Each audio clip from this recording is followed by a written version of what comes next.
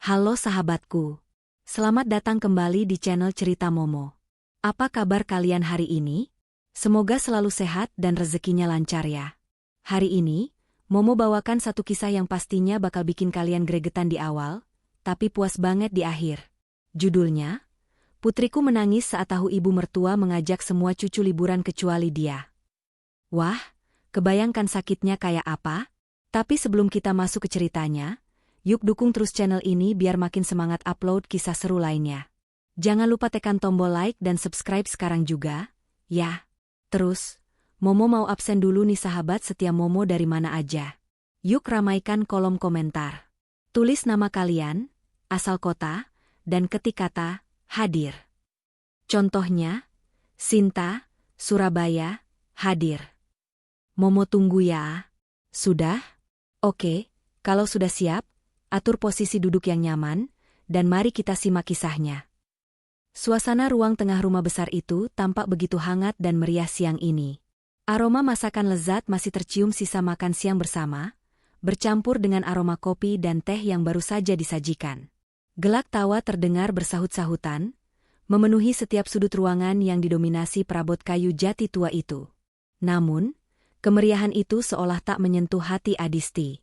Di sudut ruangan, wanita muda itu tersenyum tipis, meski matanya menyeratkan kelelahan yang tertahan.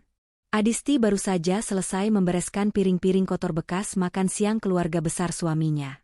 Sementara menantu lain dan anak-anak kandung Bu Fatma asyik bercengkrama di sofa empuk, Adisti justru lebih sering menghabiskan waktunya di dapur atau melayani kebutuhan mereka. Faris, suami Adisti, duduk di karpet sambil memijat kaki ibunya, Bu Fatma, yang tampak duduk bak ratu di kursi goyang kesayangannya. Semuanya, diam sebentar. Ibu ada pengumuman penting. Seru Bu Fatma tiba-tiba, membuat riuh rendah percakapan seketika senyap. Wajah tua namun masih terlihat bugar itu tampak berseri-seri, di tangannya tergenggam beberapa amplop tebal. Reni, kakak ipar Adisti yang sedari tadi sibuk dengan ponselnya, langsung menegakkan punggung. Ada apa nih, Bu? Kok kayaknya serius banget tapi wajah ibu sumringah gitu? Tanyanya memancing rasa penasaran. Bu Fatma tersenyum lebar, memamerkan deretan giginya. Minggu depan, ibu berencana mengajak kalian semua liburan keluarga. Sontak, sorak-sorai terdengar. Cucu-cucu Bu Fatma berlonjak kegirangan. Liburan kemana, Bu? Tanya Faris antusias. Ke Bali, jawab Bu Fatma lantang. Kita akan menginap di villa mewah di Nusa Dua selama 4 hari 3 malam. Ibu sudah siapkan semuanya. Tiket pesawat, akomodasi, sampai uang saku untuk cucu-cucu ibu tersayang. Ruangan itu kembali pecah oleh suara gembira. Reni langsung memeluk ibunya. Wah, ibu memang terbaik. Kebetulan banget Reni lagi penat di kantor, butuh healing. Adisti ikut tersenyum mendengar kabar itu. Ia menoleh ke arah putri kecilnya, Kisha, yang kini berusia 6 tahun. Kisha tampak berbinar-binar mendengar kata, Bali, dan pesawat. Gadis kecil itu memang belum pernah naik pesawat seumur hidupnya. Adisti membayangkan betapa bahagianya Kisha jika bisa bermain pasir di pantai Kuta, atau melihat tari kecak. Nah, sekarang ibu mau bagi-bagi uang saku buat jajan di sana nanti. Biar orang tua kalian gak pusing mikirin jajan kalian, kata Bu Fatma sambil mulai membagikan amplop. Satu persatu nama cucunya dipanggil. Anak-anak Reni yang berjumlah 3 orang masing-masing mendapatkan amplop tebal. Mereka bersorak girang sambil mencium tangan neneknya. Bahkan anak dari sepupu jauh yang kebetulan hadir pun diberi bagian. Kisha berdiri di samping Adisti, meremas ujung baju ibunya dengan gugup namun penuh harap. Matanya tak lepas menatap tangan neneknya, menunggu namanya dipanggil. Namun, amplop di tangan Bu Fatma menipis, dan akhirnya habis. Bu Fatma menepuk tangannya seolah membersihkan debu, lalu kembali bersandar nyaman di kursinya tanpa menoleh sedikit pun ke arah Kisha. Hening sejenak. Kisha mendongak menatap ibunya dengan mata berkaca-kaca, seolah bertanya tanpa suara, namaku mana, Bu? Hati Adisti mencelos. Rasa perih menjalar di dadanya melihat tatapan kecewa putrinya. Ia memberanikan diri melangkah maju sedikit mendekati kursi mertuanya.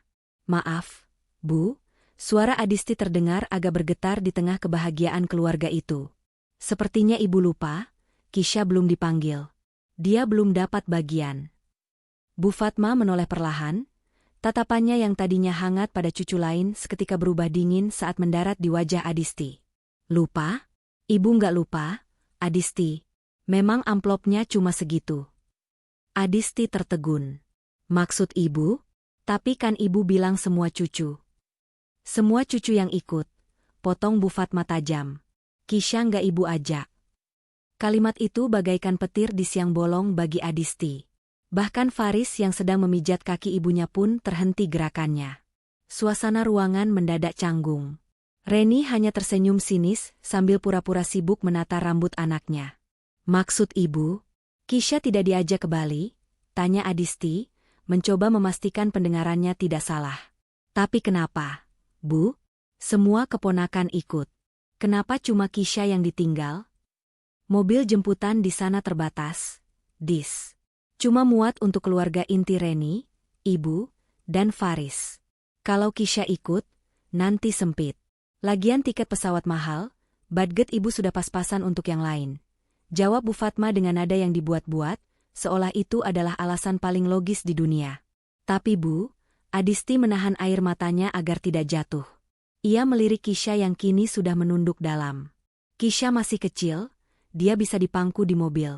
Kalau soal tiket pesawat, biar saya yang bayar tiket Kisha sendiri. Asal dia bisa ikut kumpul dengan sepupu-sepupunya. Kasihan dia kalau ditinggal sendiri di sini sementara yang lain bersenang-senang. Faris mencoba menengahi, iya, Bu. Kasihan Kisha. Biar Kisha ikut saja ya. Nanti Faris yang tanggung biayanya Kisha. Mendengar Faris membela, wajah Bu Fatma merah padam. Ia tidak suka dibantah. Apalagi demi anak dari menantu yang paling tidak disukainya. Ia menarik kakinya dari pangkuan Faris dengan kasar. Kalian ini kenapa sih? Dibilang enggak ya enggak. Suara Bu Fatma meninggi. Ini liburan ibu, uang ibu, suka-suka ibu mau ajak siapa? Kenapa kalian yang ngatur? Bukan mengatur, Bu.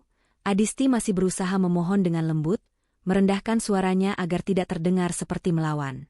Saya hanya minta keadilan kasih sayang untuk cucu ibu. Kisha juga cucu ibu, darah daging Mas Faris. Dia sudah membayangkan main di pantai sama kakak-kakaknya.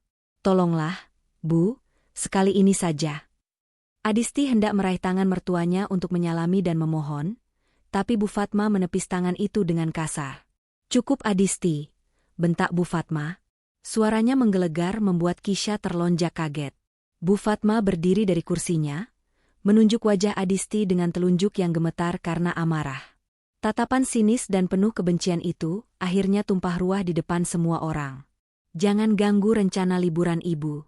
Asal kamu tahu ya, kenapa ibu nggak ajak anakmu? Karena anakmu itu cuma ngerepotin. Nyusahin aja.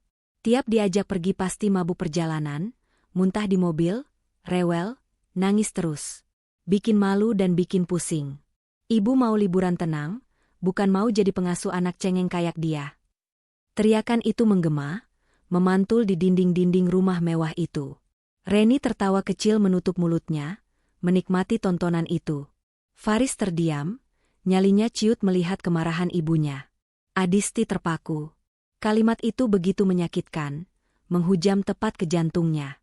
Ia menatap Kisha yang kini sudah menangis tanpa suara, air mata membasahi pipi mungilnya.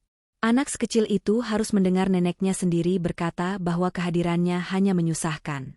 Adisti menarik napas panjang, menelan rasa pahit yang menggumpal di tenggorokan. Ia sadar, memohon pada hati yang sudah keras seperti batu hanya akan sia-sia. Dengan tangan gemetar, ia merangkul bahu Kisha, mendekapnya erat. Ia tidak membalas teriakan itu. Ia hanya diam, namun di dalam hatinya, sebuah tekad baru saja terbentuk. Tekad yang jauh lebih kuat dari rasa sakit yang ia rasakan saat ini. Pintu kamar tidur itu tertutup rapat, memisahkan keheningan yang menyesakan di dalam dengan gelak tawa yang masih terdengar samar dari ruang tengah. Di luar sana, Reni dan Bu Fatma mungkin sedang sibuk membahas outfit apa yang akan mereka pakai untuk berfoto di pantai, atau restoran mana yang akan mereka kunjungi. Sementara di dalam kamar berukuran 3x4 meter ini, suasana terasa begitu kelabu. Kisha duduk memeluk lutut di sudut tempat tidur. Isak tangisnya sudah mereda, menyisakan sesenggukan kecil yang menyayat hati siapapun yang mendengarnya. Mata bulatnya yang jenaka kini bengkak dan merah. Adisti duduk di tepi ranjang, mengelus punggung putrinya dengan lembut. Hatinya hancur berkeping-keping. Bukan karena ia tidak diajak, Adisti sudah biasa diperlakukan tidak adil. Tapi melihat buah hatinya merasa ditolak oleh neneknya sendiri adalah luka yang berbeda. Luka yang jauh lebih dalam. "Bu," panggil Kisha lirih, suaranya serak. "Apa Kisha nakal? Apa Kisha benar-benar cuma bikin susah?" Adisti menggeleng cepat, diraihnya tubuh mungil itu ke dalam pelukannya. "Enggak, sayang. Kisha anak baik, anak pintar. Kisha enggak pernah nyusahin ibu." Tapi kata nenek, Kisha suka muntah, bikin malu. Air mata kembali menetes dari sudut mata Kisha. "Nenek cuma lagi capek. Nak, Kisha enggak boleh mikir begitu ya. Ingatkan kata bu guru di sekolah? Kisha anak hebat, juara mewarnai. Nanti kalau Kisha nggak ke Bali, kita bisa jalan-jalan berdua. Kita beli es krim yang besar. Mau?" bujuk Adisti, berusaha mengalihkan kesedihan anaknya. Kisha mengangguk pelan, meski binar matanya belum kembali. Tak lama kemudian, kelelahan menangis membuat bocah itu tertidur dalam pelukan ibunya. Adisti membaringkan Kisha perlahan, menyelimutinya, lalu mengecup keningnya lama. Dalam hati, ia berjanji, air mata putrinya hari ini akan dibayar lunas. Pintu kamar terbuka perlahan. Faris masuk dengan wajah kusut.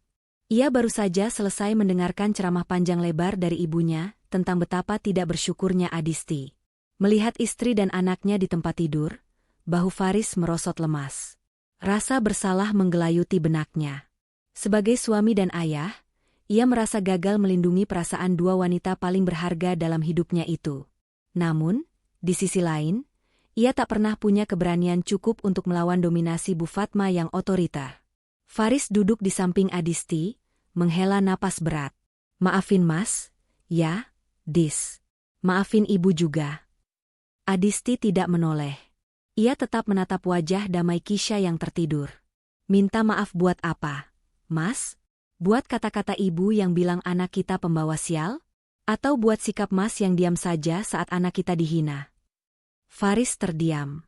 Kata-kata Adisti menohok tajam, meski diucapkan dengan nada datar tanpa emosi meledak-ledak. Aku nggak tahu harus gimana, Dis. Kamu tahu sendiri ibu kalau dilawan darah tingginya kumat. Aku nggak mau jadi anak durhaka," bela Faris lemah. Alasan klise yang sudah ribuan kali didengar Adisti. "Jadi membiarkan anakmu sakit hati itu bukan dosa, Mas?" tanya Adisti dingin. Hening menyelimuti mereka berdua. Faris mengusap wajahnya kasar. Ia menatap koper di sudut kamar yang belum sempat ia siapkan. "Ya sudah," kata Faris tiba-tiba. "Aku nggak usah ikut. Besok aku bilang ke ibu kalau aku sakit atau ada kerjaan mendadak yang nggak bisa ditinggal. Aku di rumah aja nemenin kalian." Adisti menoleh, menatap suaminya lekat-lekat. Dalam hati ia tersenyum miris. Baru sekarang? Pikirnya. Namun, Adisti tahu, jika Faris tidak ikut, rencananya tidak akan berjalan sempurna. Drama ini membutuhkan penonton lengkap, dan Faris harus ada di sana untuk melihat betapa berkuasanya sang ibu, sebelum akhirnya melihat kenyataan yang sebenarnya. "Jangan, Mas," tolak Adisti tegas namun tenang. "Kamu tetap harus pergi." Faris mengerutkan kening, bingung. "Loh, kenapa? Aku nggak tega ninggalin kalian setelah kejadian tadi. Lagian aku juga males dengerin Mbak Reni pamer terus sepanjang jalan." Adisti meraih tangan suaminya, menggenggamnya seolah memberikan dukungan. Padahal ia sedang mendorong pion catur ke posisi yang tepat. "Kalau Mas nggak ikut, ibu bakal makin marah sama aku. Nanti aku dituduh menghasut Mas biar nggak jadi pergi. Aku nggak mau ribut lagi, Mas. Cukup hari ini." Kisha dengar bentakan ibu. "Jangan tambah lagi." "Tapi, Dis, pergilah, Mas. Jaga ibu. Ibu kan sudah tua, butuh ada laki-laki yang jagain. Mbak Reni kan sibuk sama anak-anaknya sendiri, mana sempat dia urus ibu. Anggap saja ini bakti Mas sama orang tua." Potong Adisti dengan alasan yang sangat masuk akal di telinga Faris. Faris menatap istrinya dengan tatapan kagum bercampur haru. Kamu memang wanita berhati malaikat. Dis. Sudah disakiti begitu rupa, masih mikirin perasaan ibu. Aku beruntung punya istri kamu. Adisti hanya tersenyum tipis. Bukan malaikat, Mas. Aku hanya seorang ibu yang sedang menuntut keadilan, batinnya. Ya sudah, kalau itu mau kamu. Tapi janji ya, selama aku pergi, kamu dan Kisha harus makan enak. Nanti aku transfer uang jajan tambahan diam-diam biar nggak ketahuan ibu. Janji Faris, lalu mengecup kening Adisti sekilas sebelum beranjak ke kamar mandi. Malam semakin larut. Ketika dengkuran halus Faris mulai terdengar berirama, Adisti perlahan bangkit dari tempat tidur. Ia mengambil ponselnya dan berjalan mengendap-endap menuju balkon kecil di luar kamar. Angin malam menerpa wajahnya, namun tak mampu mendinginkan bara di dadanya. Adisti menyalakan layar ponselnya. Cahayanya memantul di wajahnya yang kini terlihat tegas dan dingin, berbeda jauh dengan wajah istri penurut yang ia tampilkan di depan Faris tadi. Jarinya dengan lincah mencari sebuah nama di daftar kontak yang sudah lama tidak ia hubungi. Pak Haryo, manajer villa. Ia menekan tombol panggil. Terdengar nada sambung beberapa kali sebelum akhirnya diangkat. Halo, selamat malam, Bu Adisti. Tumben sekali ibu menelepon malam-malam begini. Ada yang bisa saya bantu, Bu? Suara berat dan hormat terdengar dari seberang sana. Malam, Pak Haryo. Maaf mengganggu istirahatnya, ucap Adisti dengan nada profesional, wibawanya sebagai pemilik aset terpancar jelas. Saya mau memastikan sesuatu. Villa Royal Cempaka di Nusa 2 minggu depan kosong, kan? Benar, Bu. Sesuai instruksi Ibu bulan lalu, minggu depan dikosongkan karena Ibu berencana mau inspeksi renovasi. Kenapa, Bu? Jadi berangkat? Tidak, Pak. Saya tidak ke sana. Tapi akan ada rombongan yang datang mengatasnamakan suami saya, Faris, dan ibunya, Bu Fatma, jelas Adisti. Ah, baik Bu. Jadi saya harus siapkan penyambutan VVIP seperti biasa untuk keluarga Ibu? Adisti tersenyum miring di kegelapan malam. Justru sebaliknya, Pak Haryo. Hening sejenak di ujung telepon, Pak Haryo menunggu instruksi selanjutnya. Dengarkan baik-baik, Pak. Rombongan itu memang keluarga suami saya, tapi mereka datang tanpa izin saya, dan mereka baru saja menyakiti pemilik villa ini. Suara Adisti merendah namun penuh penekanan. Saya ingin Bapak menjalankan prosedur, tamu tak diundang. Pastikan nama Faris diblokir dari sistem reservasi tepat saat mereka tiba di lobi.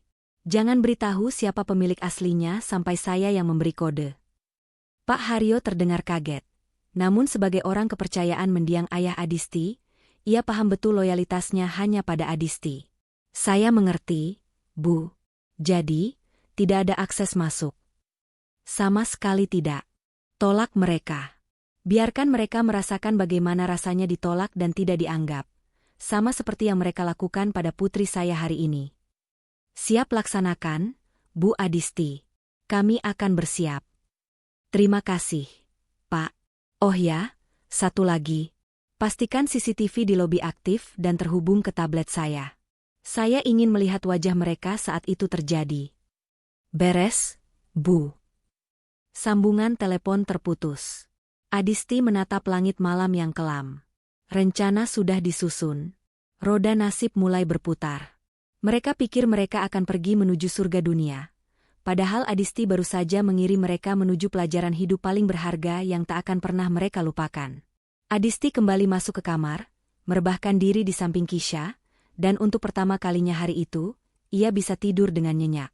Hari keberangkatan yang dinanti-nantikan oleh Bu Fatma dan keluarga Reni akhirnya tiba. Sejak matahari belum terbit sempurna, rumah besar itu sudah gaduh bak pasar pagi. Suara roda koper yang beradu dengan lantai keramik, teriakan Reni yang menyuruh anak-anaknya mandi, hingga suara Bu Fatma yang sibuk mengomandu segala persiapan, menciptakan simfoni kebisingan yang memecah ketenangan pagi. Adisti sudah bangun sejak pukul 4 pagi. Bukan untuk bersiap pergi, melainkan untuk menyiapkan sarapan bagi mereka yang akan berangkat. Ia memasak nasi goreng spesial dan menyeduh teh hangat, melakukan tugasnya sebagai menantu yang berbakti meski hatinya masih terasa nyeri sisa kejadian kemarin. Kisha duduk di kursi makan dengan piyama tidurnya, mengunyah roti tawar dengan lesu. Matanya menatap nanar ke arah tumpukan koper-koper besar yang berjejer di ruang tamu. Koper-koper mengkilap itu tampak asing dan mewah. Kontras dengan tas sekolah Kisha yang sudah mulai lusuh di sudut meja belajar. Adisti, teriakan Reni melengking dari lantai atas. Adisti buru-buru mematikan kompor dan berlari menaiki tangga. Ia mendapati Reni sedang berkacak pinggang di depan lemari pakaian yang terbuka lebar. "Ada apa, Mbak Reni?" tanya Adisti sabar. "Bantuin tutup koperku dong. Ini isinya penuh banget. Susah dikunci. Awas ya, pelan-pelan, jangan sampai sletingnya rusak.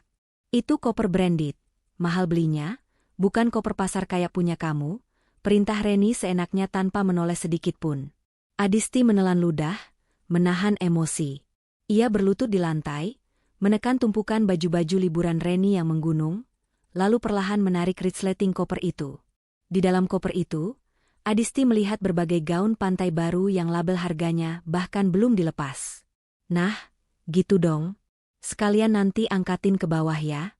Berat soalnya, tanganku bisa sakit kalau angkat yang berat-berat," ujar Reni sambil berlalu keluar kamar, meninggalkan Adisti yang harus menyeret koper besar itu sendirian menuruni tangga. Di ruang makan, Bu Fatma sudah duduk menikmati sarapannya dengan wajah berseri-seri. Ia mengenakan kacamata hitam lebar yang disangkutkan di kepala, lengkap dengan syal motif bunga-bunga yang membuatnya terlihat sangat siap untuk berlibur. "Faris mana? Kok belum turun?"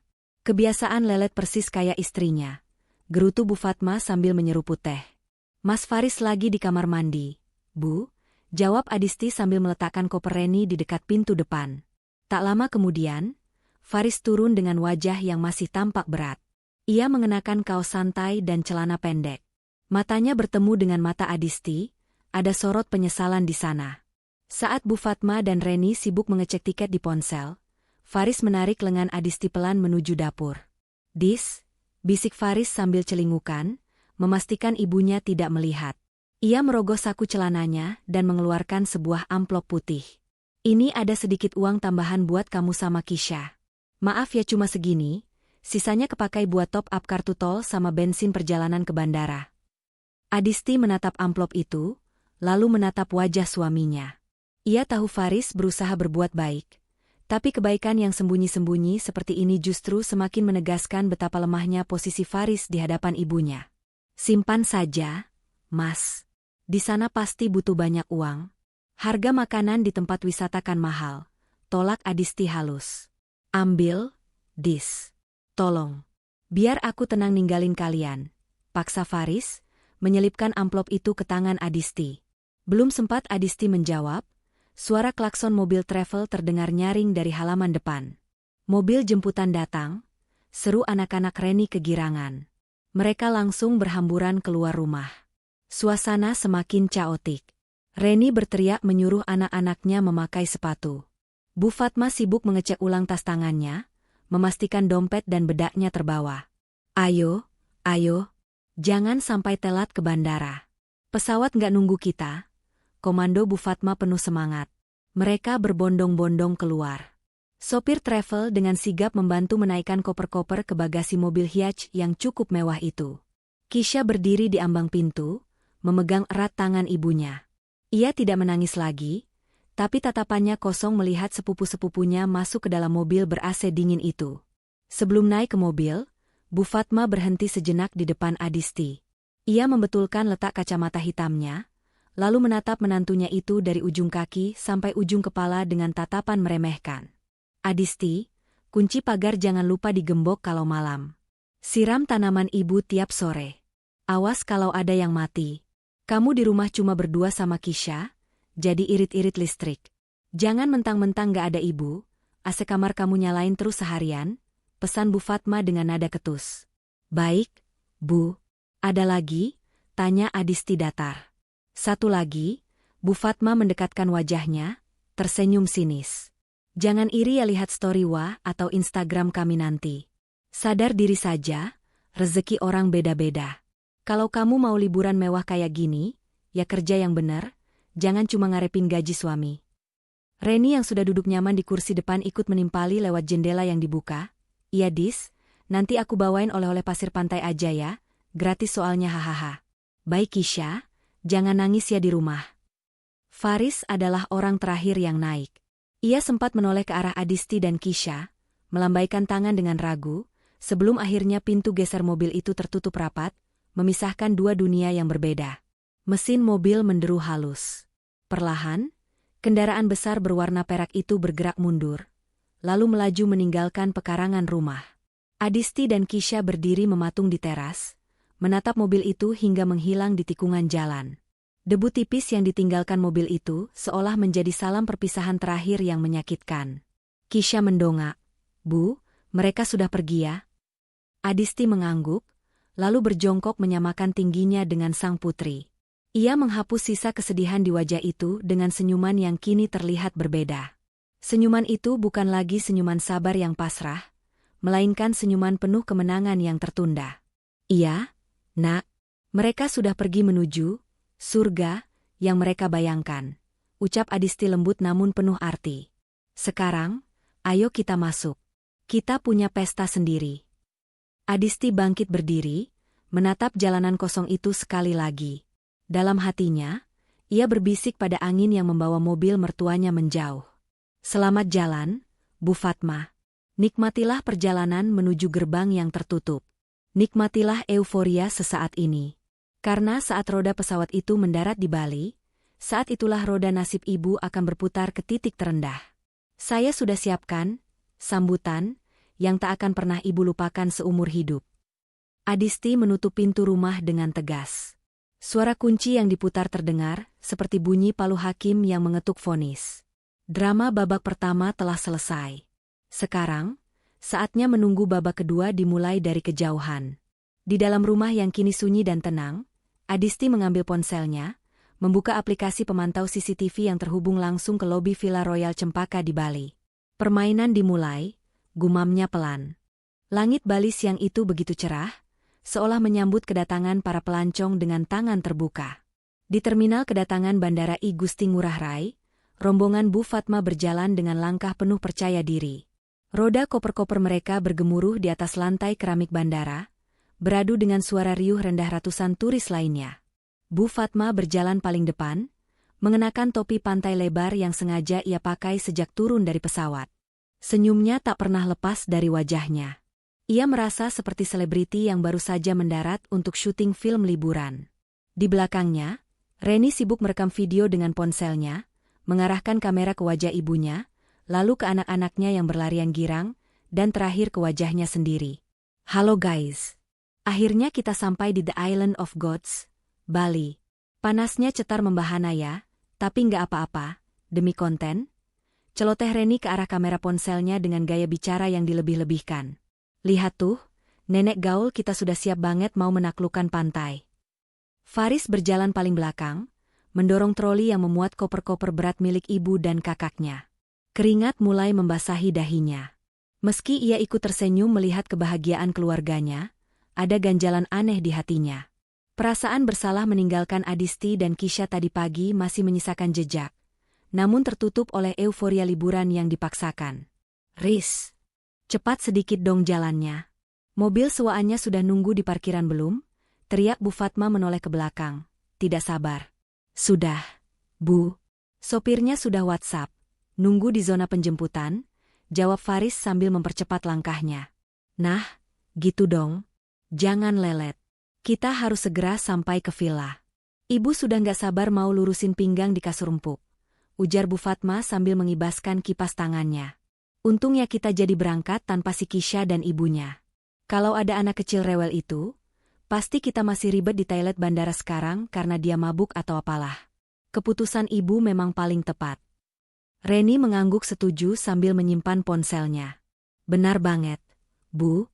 Lagian kalau Adisti ikut, suasana pasti jadi glowing banget. Mukanya itu loh, Bu, ditekuk terus kayak baju belum disetrika. Bikin mood liburan rusak. Faris hanya diam, pura-pura tidak mendengar percakapan itu. Ia memilih fokus mencari mobil jemputan agar tidak perlu menanggapi ocehan yang menyudutkan istrinya. Perjalanan dari bandara menuju kawasan Nusa Dua terasa sangat menyenangkan bagi Bu Fatma. Mobil melaju mulus melintasi jalan tol Bali Mandara yang terbentang megah di atas laut. Pemandangan laut biru yang berkilauan ditimpa matahari membuat mata Bu Fatma berbinar-binar. Ia merasa bangga. Bangga memiliki anak laki-laki seperti Faris yang, dalam pikirannya, mampu memberikan fasilitas mewah ini berkat koneksi pekerjaannya. Kamu lihat itu, Ren, tunjuk Bu Fatma ke arah laut. Indah banget kan? Ini baru namanya hidup. Sekali-kali kita harus menikmati hasil kerja keras adikmu ini. Faris itu memang anak berbakti, gak kayak istrinya yang bisanya cuma numpang hidup. Iya dong, Bu. Faris kan sukses.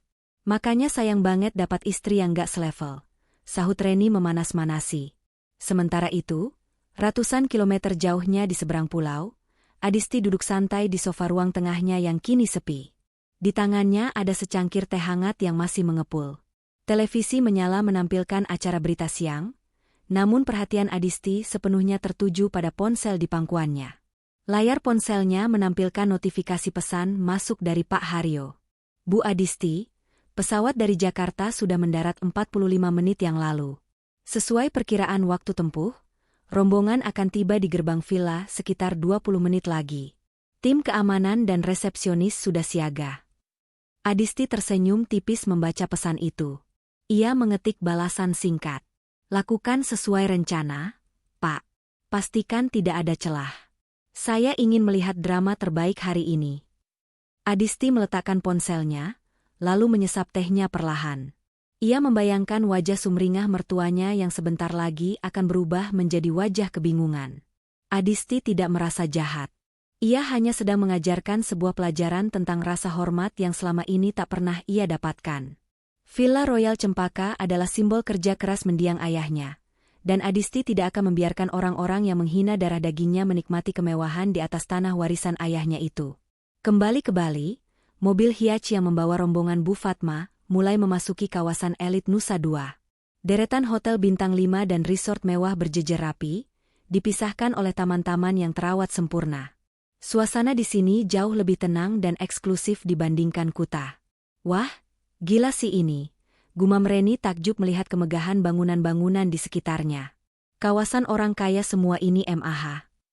Mobil berbelok perlahan memasuki sebuah gerbang besar yang dijaga ketat. Sebuah papan nama marmer bertuliskan tinta emas terbaca jelas, Royal Cempaka Private Villa. Bangunan villa itu tampak megah dengan arsitektur perpaduan Bali modern dan tropis. Pilar-pilar kayu ulin yang kokoh, atap ilalang yang artistik, serta gemericik air mancur di halaman depan menyambut kedatangan mereka. Ini adalah salah satu villa paling eksklusif di area tersebut, yang biasanya hanya disewa oleh pejabat atau ekspatriat. Mata Bu Fatma membelalak kagum. Ia tahu Faris sering bilang punya kenalan yang punya villa, tapi ia tidak menyangka villanya akan semewah ini. Ya ampun, Riz, ini tempatnya? Tanya Bu Fatma histeris, menepuk bahu Faris dari kursi belakang. Iya, Bu. Ini Royal Cempaka, jawab Faris. Sebenarnya Faris sendiri agak gugup.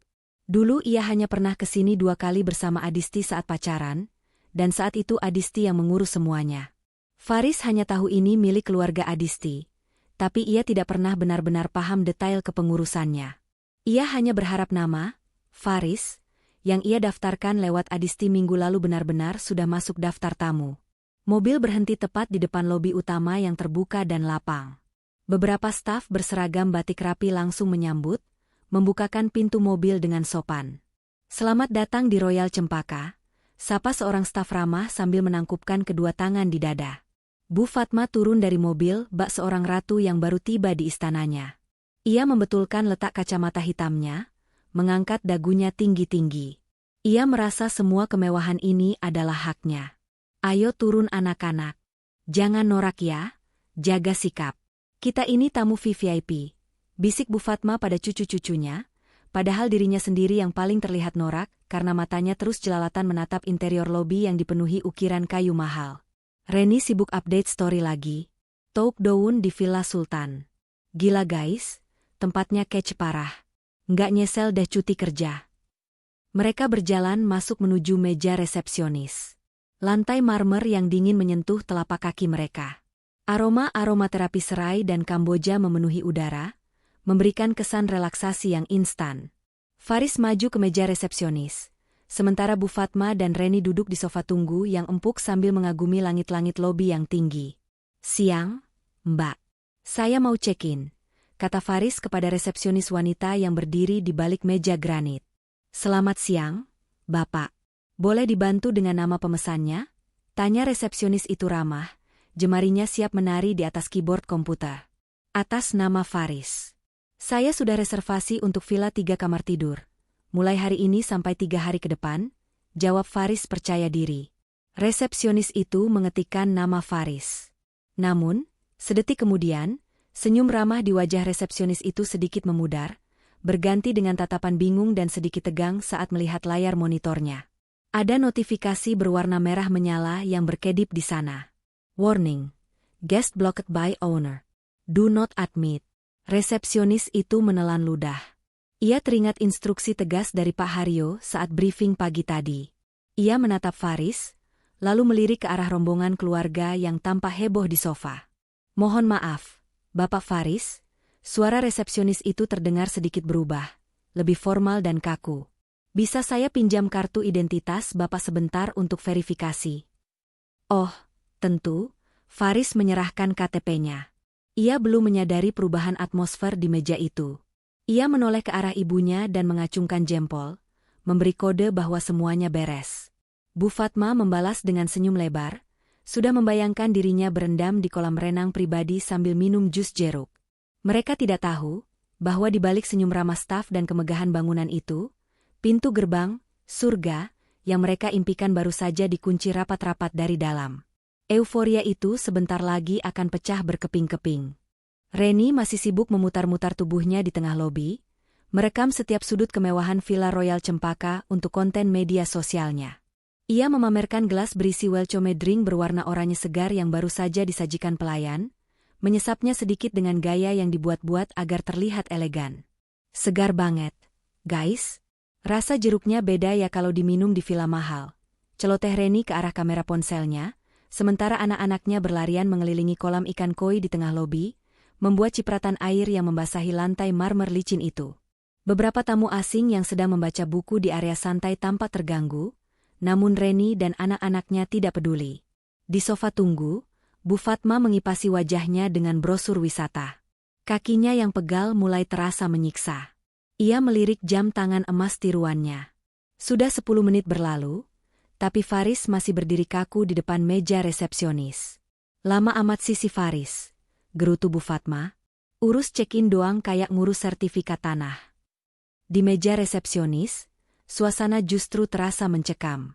Faris menatap petugas wanita di hadapannya dengan wajah pucat. Keringat dingin mulai menetes di pelipisnya, kontras dengan udara lobi yang sejuk. "Maksud Mbak bagaimana? Dibatalkan?" tanya Faris dengan suara tertahan, berusaha agar ibunya tidak mendengar. "Coba dicek lagi, Mbak. Namanya Faris.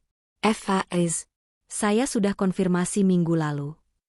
Resepsionis itu menatap Faris dengan sorot mata yang sulit diartikan, campuran antara rasa kasihan dan ketegasan profesional. Ia memutar layar monitor sedikit agar Faris tidak bisa melihat detail tulisan merah di sana, namun gestur tubuhnya jelas menunjukkan penolakan. "Datanya benar atas nama Bapak Faris. Tapi seperti yang saya sampaikan, status reservasinya adalah canceled by owner alias dibatalkan langsung oleh pemilik villa. Dan ada catatan tambahan di sini, Bapak dan rombongan masuk dalam daftar blacklist untuk hari ini." Jantung Faris serasa berhenti berdetak. "Blacklist? Mbak jangan bercanda. Saya kenal baik dengan pengurus villa ini. Dulu saya sering ke sini. Pasti ada kesalahan sistem." "Sistem kami tidak pernah salah, Pak. Ini instruksi real time yang baru masuk pagi ini. Kami tidak bisa memproses check-in Bapak. Mohon maaf, kami tidak bisa menerima Bapak dan keluarga menginap di sini," ucap resepsionis itu tegas, tanpa senyum lagi. Faris panik. Ia merogoh saku celananya, mengeluarkan ponselnya dengan tangan gemetar. Ia mencoba menghubungi nomor rekanan yang dulu sering ia hubungi. Nomor yang sebenarnya adalah nomor kantor lama pengelola villa yang sudah tidak aktif. Karena selama ini Adistilah yang selalu mengatur segalanya di belakang layar. "Halo? Halo?" Faris bergumam frustrasi saat panggilannya hanya tersambung ke operator. Di saat kepanikan Faris memuncak, suara hak sepatu yang beradu keras dengan lantai marmer terdengar mendekat. Bu Fatma berjalan menghampiri meja resepsionis dengan wajah masam, diikuti Reni yang masih memegang ponsel. "Riz, kamu ini ngapain sih lama banget? Kuncinya mana? Ibu sudah capek. Mau rebahan? Cucu-cucu ibu juga sudah mau berenang tuh." Serbu Bu Fatma tidak sabar. Faris menelan ludah, bingung harus menjawab apa. Sebentar, Bu. Ada sedikit masalah teknis di komputernya." "Masalah apa lagi?" Perasaan orang lain yang datang belakangan sudah masuk kamar semua. Bu Fatma menatap resepsionis itu dengan tatapan mengintimidasi. "Mbak, kerja yang cepat dong. Kami ini tamu jauh dari Jakarta. Jangan bikin kami nunggu kayak orang susah." Resepsionis itu menarik napas panjang, menegakkan tubuhnya. Ia sudah dilatih menghadapi berbagai tipe tamu, termasuk tipe seperti Bu Fatma. "Mohon maaf, Ibu. Bukan masalah komputer. Tapi reservasi atas nama Pak Faris memang sudah dibatalkan dan ditolak oleh manajemen.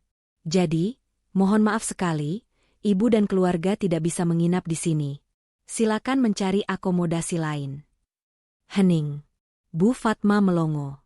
Mulutnya sedikit terbuka, kacamata hitamnya melorot sedikit di hidung. Reni yang sedang merekam story refleks menurunkan ponselnya, wajahnya pucat pasi. "Apa Mbak bilang?" Suara Bu Fatma bergetar, bukan karena takut, tapi karena emosi yang mulai naik ke ubun-ubun. "Ditolak? Maksud kamu kami diusir?" "Kami tidak mengusir, Bu. Kami hanya menyampaikan bahwa reservasi tidak valid." Jawab resepsionis itu tenang. "Kurang ajar!" teriak Bu Fatma tiba-tiba, membuat beberapa staf keamanan di sudut ruangan mulai waspada. "Kamu tahu siapa kami? Anak saya ini, Faris, dia orang penting. Dia kenal sama yang punya tempat ini. Berani-beraninya kamu bilang ditolak. Kamu mau saya laporin atasan kamu biar dipecat?" Wajah Faris merah pada menahan malu. Beberapa tamu bule di lobi mulai menoleh dan berbisik-bisik melihat keributan itu. "Bu, sudah Bu, pelankan suaranya. Malu dilihat orang," bisik Faris mencoba memegang lengan ibunya. "Diam kamu Riz." Bu Fatma menepis tangan Faris kasar. "Ibu nggak terima diperlakukan kayak gembel begini. Kita sudah jauh-jauh datang, capek, panas, terus dibilang nggak boleh masuk? Enak aja." Bu Fatma menggebrak meja marmer resepsionis dengan telapak tangannya yang penuh cincin emas. "Bra, panggil manajer kamu sekarang. Saya nggak mau ngomong sama kroco kayak kamu. Saya mau komplain keras," bentak Bu Fatma, matanya melotot tajam. Resepsionis itu tidak gentar sedikit pun. Ia justru menekan sebuah tombol di bawah meja. "Baik, Bu. Manajer kami, Pak Haryo, memang sudah menunggu momen ini. Sebentar saya panggilkan." Reni mendekat ke telinga Faris, berbisik panik. "Riz, ini gimana sih? Kok bisa dibatalin? Lu beneran booking gak sih? Jangan-jangan lu lupa bayar?" "Gue booking, Ren. Sumpah. Gue juga gak ngerti kenapa bisa begini," jawab Faris frustrasi. Situasi makin memanas. Bu Fatma berdiri berkacak pinggang di depan meja resepsionis, napasnya memburu. Bayangan berendam di kolam renang mewah dan tidur di kasur empuk perlahan memudar, berganti dengan rasa malu dan amarah yang meledak-ledak. Ia merasa harga dirinya sedang diinjak-injak oleh pegawai hotel yang menurutnya tidak selevel dengannya. Tak lama kemudian, pintu ruangan di belakang resepsionis terbuka. Seorang pria paruh baya berjas rapi dengan wajah tegas melangkah keluar. Itu Pak Haryo. Ia berjalan tenang namun penuh wibawa menghampiri keributan itu. "Selamat siang. Saya Haryo, manajer operasional villa ini. Ada masalah apa ribut-ribut di lobi saya?" tanyanya dengan suara bariton yang berat. Bu Fatma langsung menyambar, menunjuk wajah Pak Haryo. "Nah ini dia bosnya." "Heh Pak, didik anak buah Bapak yang benar ya. Masa kami tamu VVIP dibilang ditolak? Kami mau masuk sekarang juga. Siapkan kamar terbaik, dan sebagai ganti rugi atas ketidaknyamanan ini, saya minta makan malam gratis nanti malam." Pak Haryo menatap Bu Fatma datar, lalu beralih menatap Faris yang menunduk. Tidak ada keramahan di wajah manajer itu. "Ibu Fatma dan Bapak Faris, betul? Tanya Pak Haryo dingin. Iya, betul. Kenapa? Kaget lihat kami? Tantang Bu Fatma. Sama sekali tidak, jawab Pak Haryo santai. Ia melipat kedua tangannya di dada. Justru saya yang memerintahkan staf saya untuk menolak kalian. Reservasi kalian dibatalkan atas perintah langsung dari pemilik utama villa ini, owner. Bu Fatma terdiam sejenak, alisnya menyatu bingung. Pemilik? Siapa pemiliknya? Teman anak saya kan? Pasti ada salah paham. Telepon dia sekarang. Bilang Ibu Fatma datang. Pak Haryo tersenyum tipis. Sebuah senyuman yang mengandung arti mengerikan. Pemilik villa memberi pesan khusus untuk Ibu. Ucap Pak Haryo pelan tapi terdengar jelas di telinga Bu Fatma. Beliau bilang, villa ini terlalu berharga untuk diinjak oleh orang-orang yang membuang cucunya sendiri seperti sampah. Jantung Bu Fatma seolah berhenti berdetak sedetik. Matanya membelalak lebar. Kalimat itu terasa sangat familiar dengan apa yang ia teriakkan kemarin. Apa maksudmu? Suara Bu Fatma mulai goyah. Mari saya tunjukkan siapa yang sebenarnya berkuasa di sini, kata Pak Haryo sambil memberi isyarat pada resepsionis untuk menyerahkan sebuah tablet besar. Pak Haryo meletakkan tablet itu di atas meja, menghadapkannya tepat ke wajah Bu Fatma yang pucat. Layar tablet itu menyala, menampilkan panggilan video yang sedang tersambung. Di layar itu, terlihat seorang wanita duduk santai di kursi goyang, memangku seorang gadis kecil yang sedang memakan es krim.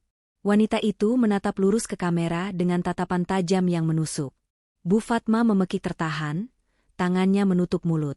Reni yang mengintip dari balik bahu ibunya ikut ternganga tak percaya. Wajah di layar itu adalah wajah yang paling mereka benci dan rendahkan selama ini. Adisti.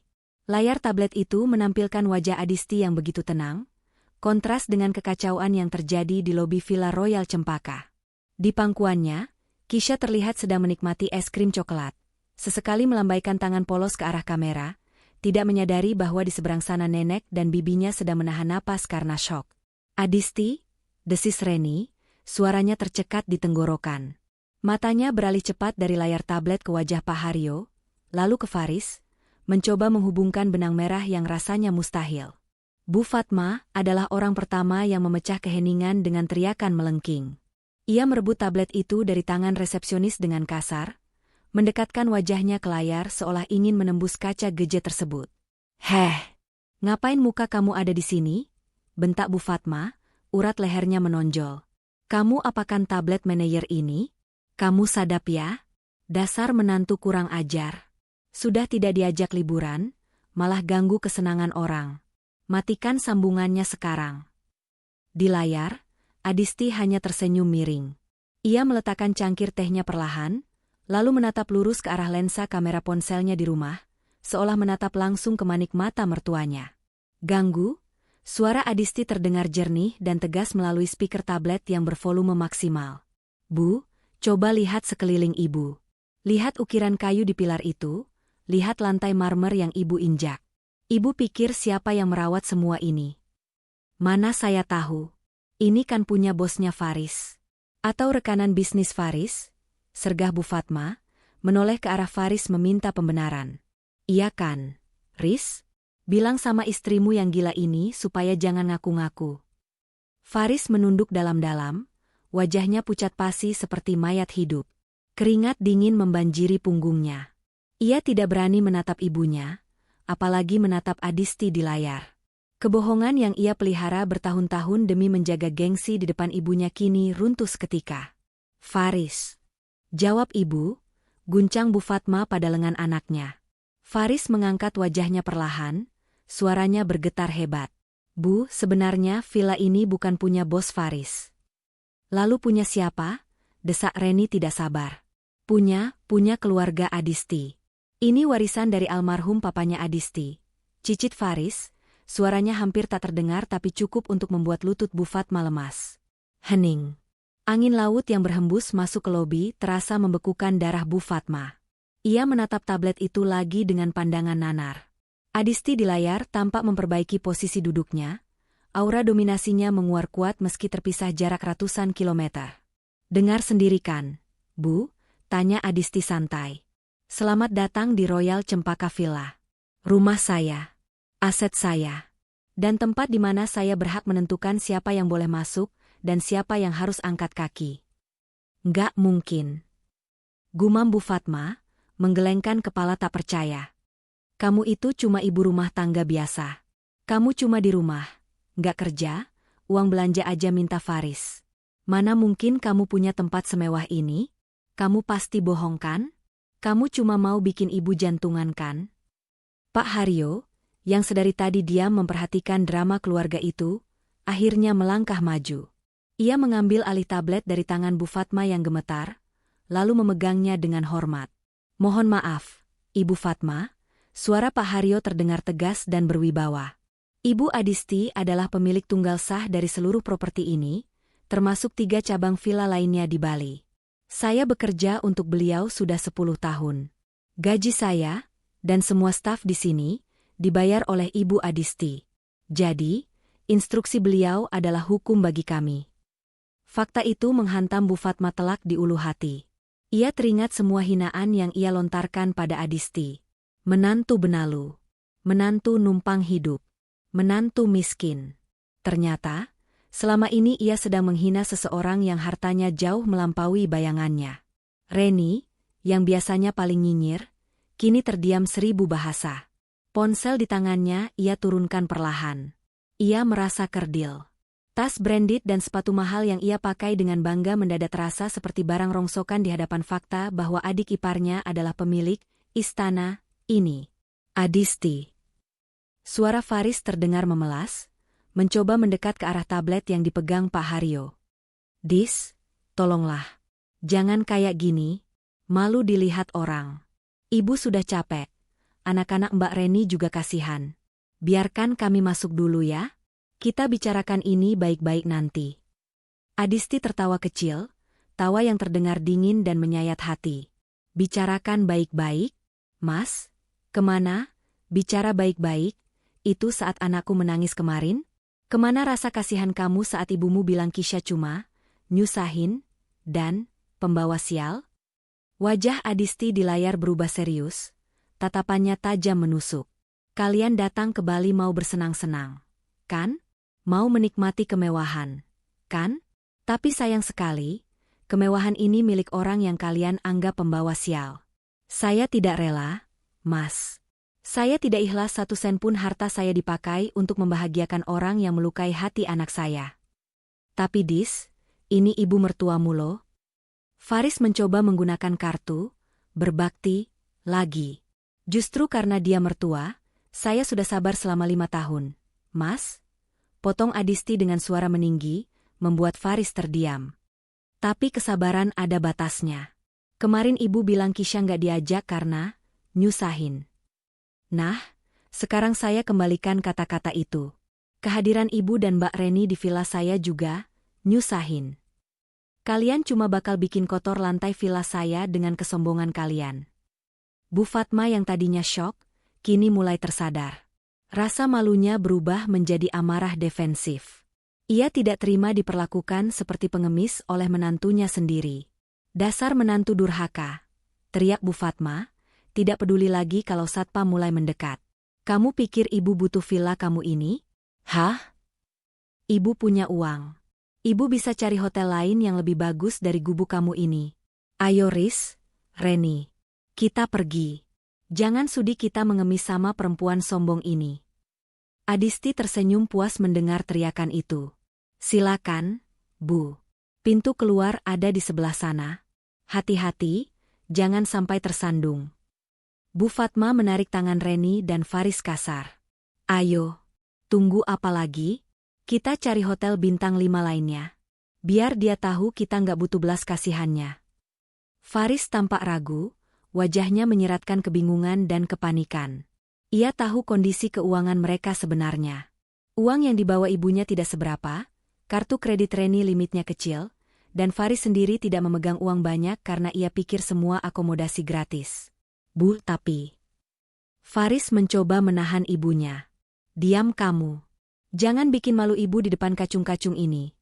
Bentak Bu Fatma sambil melirik sinis ke arah Pak Haryo dan staf resepsionis.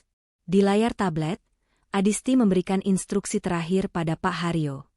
Pak Haryo, pastikan mereka benar-benar keluar dari area properti saya. Jangan izinkan mereka duduk-duduk di lobi lagi. Kalau perlu, panggil keamanan untuk mengawal sampai ke jalan raya. Siap, Bu Adisti, jawab Pak Haryo tegas. Ia kemudian menatap Bu Fatma dan rombongannya sambil merentangkan tangan ke arah pintu keluar. Silakan, Ibu, Bapak. Waktu berkunjung sudah habis. Mohon segera meninggalkan area lobi. Wajah Bu Fatma memerah padam, campuran antara marah dan malu yang tak tertahankan. Ia menyentakkan tasnya, lalu berjalan menghentak-hentak menuju pintu keluar, diikuti Reni yang menyeret anak-anaknya yang mulai rewel minta berenang. Faris berjalan paling belakang dengan langkah gontai, sempat menoleh sekali lagi ke arah tablet di mana wajah istrinya masih terpampang. Namun Pak Haryo dengan cepat mematikan sambungan video itu. Layar menjadi gelap. Hubungan terputus. Namun bagi Bu Fatma dan keluarganya, mimpi buruk yang sebenarnya baru saja dimulai. Di luar sana, matahari Bali bersinar terik menyengat kulit, seolah ikut menertawakan nasib mereka yang terusir dari surga yang ada di depan mata. Mereka berdiri di pinggir jalan aspal panas dengan tumpukan koper besar, tanpa tujuan, tanpa reservasi, dan, yang belum mereka sadari, tanpa uang yang cukup untuk menopang gaya sombong mereka di tengah musim liburan yang serba mahal.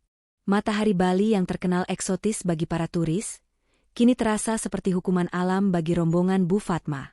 Mereka berdiri bergerombol di trotoar di luar gerbang megah Villa Royal Cempaka. Aspal jalanan memantulkan hawa panas yang menyengat, membuat keringat mengucur deras, melunturkan bedak tebal Bu Fatma, dan membuat kemeja Reni basah di bagian punggung. 3 anak Reni mulai merengek kepanasan dan haus. Koper-koper besar yang tadi terlihat mentereng saat didorong di bandara, kini tampak seperti beban berat yang menyusahkan. Tidak ada lagi senyum, tidak ada lagi live Instagram. Hanya ada wajah-wajah merah pada menahan emosi dan malu. Riz, kamu jangan diam saja dong kayak patung. Bentak Bu Fatma sambil mengipasi wajahnya dengan tangan. Cepat cari hotel lain. Jangan yang ecek-ecek ya. Ibu mau yang bintang 5, minimal ada bathtubnya. Ibu sudah lengket semua ini. Faris yang sedang sibuk mengutak-atik ponselnya tampak frustrasi. Ia duduk di atas kopernya sendiri, jari-jarinya menari cepat di aplikasi pemesanan hotel. Namun, semakin lama ia menatap layar, semakin keruh wajahnya. Susah, Bu, keluh Faris tanpa berani menatap ibunya. Ini kan lagi high season. Liburan sekolah, turis asing juga banyak. Hotel-hotel di sekitar Nusa Dua rata-rata full booket. Masa semuanya penuh? Jangan alasan kamu. Cari yang benar. Sambar Reni dengan nada ketus. Coba cek hotel yang itu tuh, yang gedungnya kelihatan dari sini. Itu pasti bagus. Sudah aku cek, Mbak, sahut Faris putus asa. Ada 02 kamar suite, tapi harganya 8 juta per malam. Kita butuh 2 kamar buat 3 malam, berarti 48 juta. Belum termasuk pajak. Mata Bu Fatma mendelik. Mahal amat.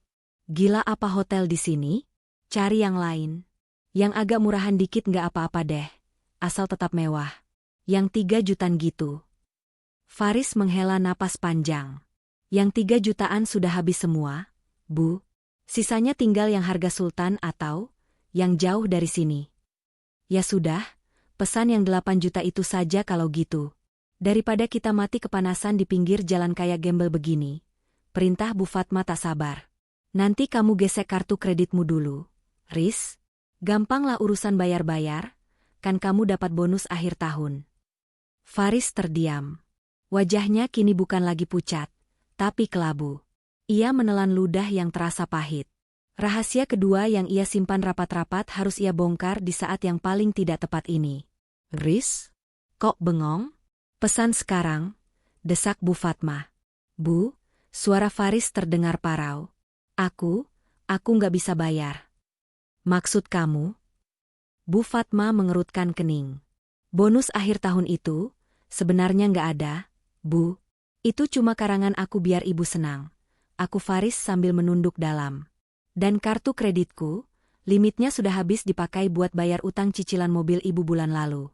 Saldoku di ATM cuma ada 2 juta buat pegangan makan selama di sini. Aku pikir, Aku pikir villanya gratis, jadi aku nggak siap uang banyak. Pengakuan itu meledak seperti bom kedua di siang bolong. Bu Fatma ternganga. Tas tangannya nyaris terlepas dari pegangan. Apa? Kamu bilang apa? Jadi kamu nggak punya uang? Terus kamu berani-beraninya ajak ibu ke Bali tanpa pegang duit? Kamu mau bunuh ibu pelan-pelan? Mbak Reni kan ada. Faris mencoba membela diri, menoleh ke kakaknya. Mbak Reni kan suaminya manajer. Pasti punya uang pegangan. Mbak, tolong talangin dulu. Nanti Faris ganti kalau gajian. Reni gelagapan ditodong begitu. Ia langsung memeluk tasnya protektif. Kok aku? Jangan harap ya. Tiket pesawat 7 orang kemarin kan aku yang talangin pakai kartu kredit suamiku. Itu aja limitnya udah mepet banget. Suamiku bisa ngamuk kalau tagihannya bengkak lagi buat bayar hotel puluhan juta. Jadi, Bu Fatma memandang kedua anaknya bergantian dengan tatapan horor. Kalian berdua nggak ada yang punya uang? Terus nasib ibu gimana? Nasib cucu-cucu ibu gimana? Hening yang menyakitkan terjadi di antara mereka, diiringi suara perut salah satu anak Reni yang berbunyi keroncongan. Aku lapar. Ma, mau makan burger. Rengek anak bungsu Reni sambil menarik-narik baju ibunya. Diam dulu. Pusing mama. Bentak Reni, membuat anaknya malah menangis kencang. Suasana semakin kacau.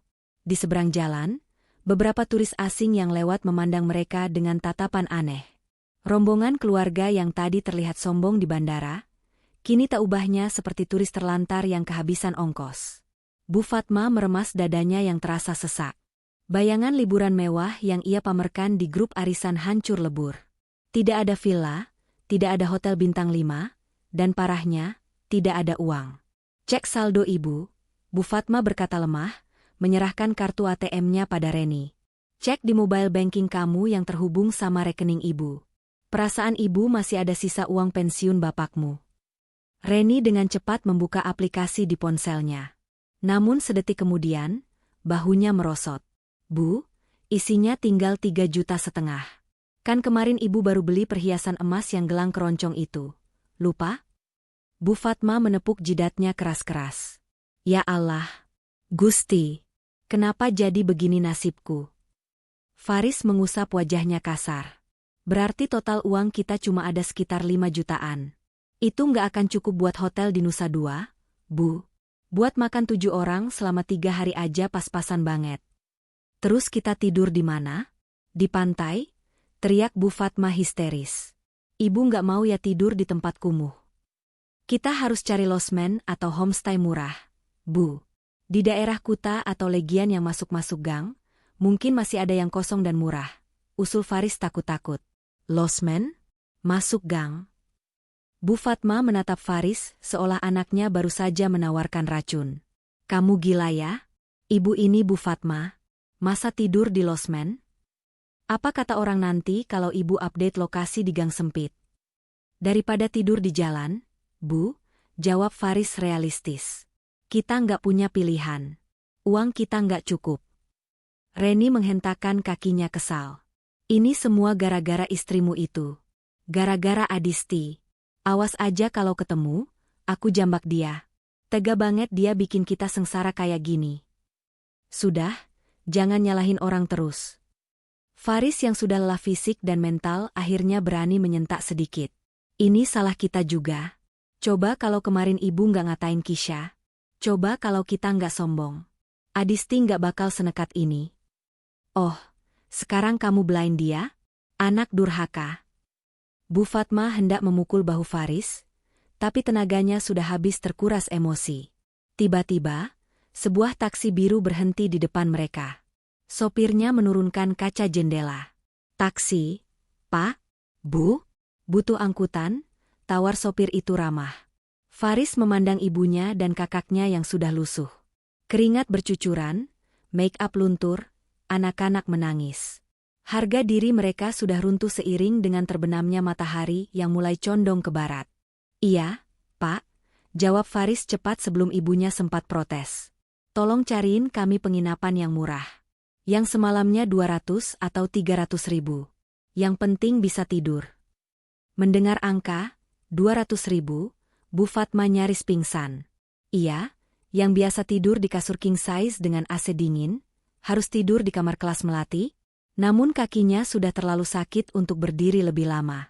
Dengan langkah gontai dan penuh kekalahan, mereka menaikkan koper-koper mewah itu ke dalam bagasi taksi yang sempit. Koper branded Reni harus ditumpuk paksa dan berdesak-desakan. Lecet tergores besi bagasi, sama seperti nasib pemiliknya. Di dalam taksi yang AC-nya kurang dingin itu, Bu Fatma duduk terhimpit di antara cucu-cucunya. Ia menatap keluar jendela, melihat gerbang Villa Royal Cempaka yang semakin menjauh. Di sana, di balik gerbang itu, ia tahu Adisti mungkin sedang tertawa melihat kehancuran mereka. Rasa lapar, lelah, dan malu bercampur menjadi satu. Dan yang paling menakutkan bagi Bu Fatma adalah kenyataan bahwa liburan ini baru saja dimulai, dan ia harus bertahan hidup di Bali dengan sisa uang pas-pasan. Sementara, musuhnya memegang kendali penuh dari kejauhan. Ponsel Faris bergetar. Sebuah pesan masuk dari Adisti. Faris membukanya dengan tangan gemetar. "Jangan lupa kirim foto penginapan barunya ya, Mas. Kisha penasaran neneknya tidur di mana malam ini. Semoga kasurnya empuk." Faris mematikan ponselnya, tidak berani menunjukkan pesan itu pada ibunya. Ia hanya bisa menatap jalanan macet di depannya dengan tatapan kosong. Liburan impian ini resmi berubah menjadi mimpi buruk. Taksi biru itu berhenti di depan sebuah gang sempit yang hanya muat satu mobil di kawasan Legian yang padat.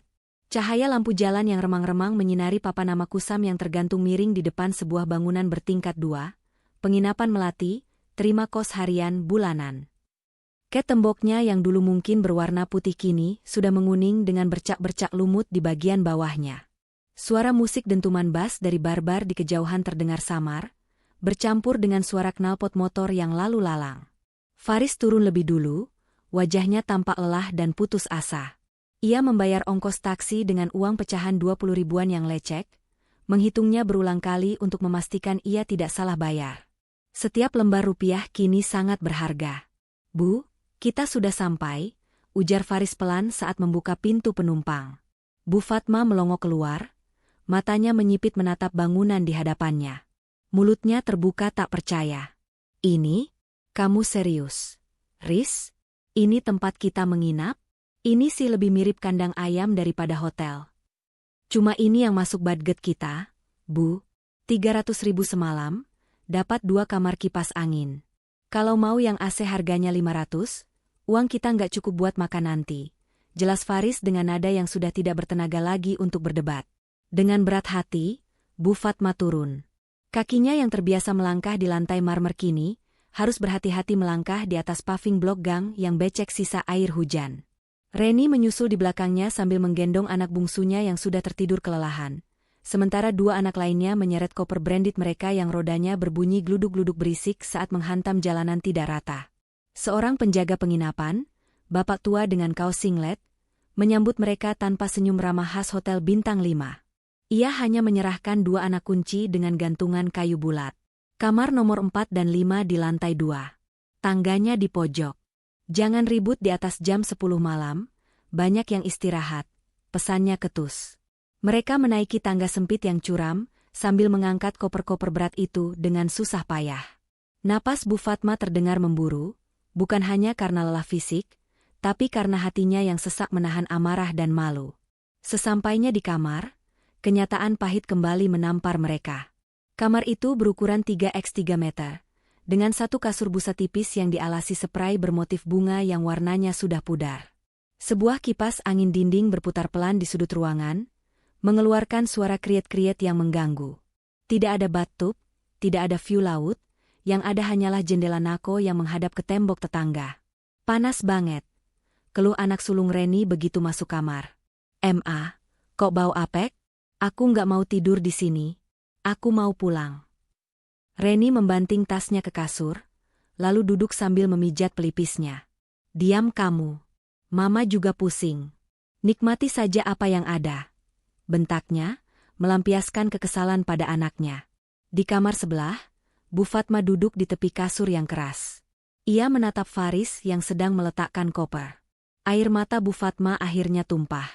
Bukan air mata penyesalan, melainkan air mata keegoan yang terluka. Seumur hidup ibu, baru kali ini ibu merasa dihina sedalam ini. Isak Bu Fatma dramatis. Adisti benar-benar iblis. Dia sengaja melakukan ini buat siksa ibu. Dia pasti tertawa puas sekarang lihat kita menderita di gubuk ini. Faris duduk di lantai, menyandarkan punggungnya ke tembok. Ia menatap ibunya lurus-lurus. Bu, Adisti nggak nyuruh kita ke sini. Kita yang memaksa pergi. Adisti cuma mengambil haknya kembali. Kalau saja kemarin ibu nggak ngomong kasar soal Kisha, mungkin kita sekarang lagi tidur nyenyak di kasur empuk Villa Royal Cempaka. Kamu malah salahin ibu? Bu Fatma melempar bantal tipis ke arah Faris. Harusnya kamu didik istrimu biar nggak pelit. Dia punya harta sebanyak itu tapi disembunyikan dari suaminya. Itu namanya istri durhaka. Harusnya harta istri itu harta suami juga. Faris tertawa miris. Harta suami?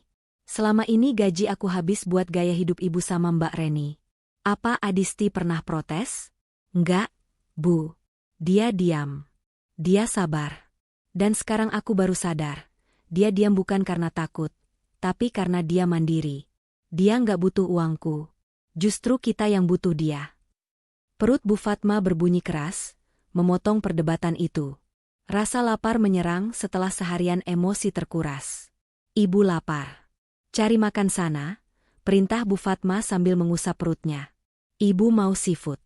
Ikan bakar jimbaran atau kepiting saus padang. Faris menggeleng pelan. Uang kita tinggal sedikit, Bu. Kalau makan seafood, besok kita puasa sampai pulang.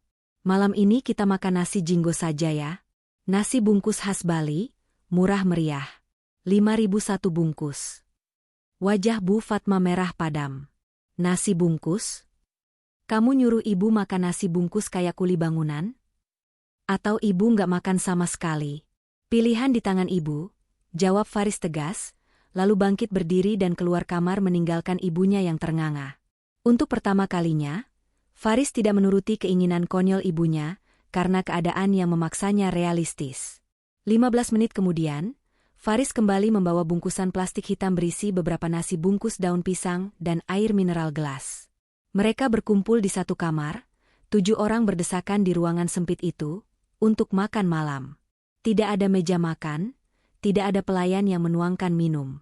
Mereka duduk meleseh di lantai beralaskan koran bekas yang diminta Faris dari penjaga. Reni membuka bungkus nasinya dengan jijik. Isinya hanya sekepal nasi, sedikit mie goreng, suiran ayam pedas seujung jari, dan sambal. Ini makanan apa mainan? Dikit banget, gerutu Reni. Tapi karena lapar, ia tetap memakannya dengan lahap, begitu juga anak-anaknya. Bu Fatma memegang bungkus nasinya dengan tangan gemetar. Ia menatap makanan sederhana itu, lalu membayangkan Adisti dan Kisha di rumah yang mungkin sedang menyantap makanan enak. Rasa gengsinya berperang hebat dengan rasa laparnya. Akhirnya, dengan air mata bercucuran, ia mulai menyuapkan nasi itu ke mulutnya. Rasanya pedas, sepedas nasibnya malam ini. Tiba-tiba, ponsel Reni berbunyi. Ada notifikasi dari grup WhatsApp keluarga besar, sepupu-sepupu jauh. Reni membukanya, berharap mendapat simpati, tapi matanya justru membelalak melihat sebuah foto yang baru saja dikirim oleh salah satu kerabat. Itu foto screenshot status WhatsApp Adisti. Dalam foto itu, terlihat Adisti dan Kisha sedang makan malam di sebuah restoran Jepang mewah di Jakarta. Di meja mereka terhidang sushi, sashimi, dan daging wagyu panggang yang menggugah selera. Kisha tersenyum lebar sambil memegang sumpit. Wajahnya cerah ceria. Captionnya tertulis singkat namun menohok. Rezeki anak solehah. Gagal ke Bali, tapi Tuhan ganti dengan nikmat yang lebih berkah. Makan enak tanpa drama, tanpa beban, dan yang pasti tanpa orang yang nyusahin. Alhamdulillah.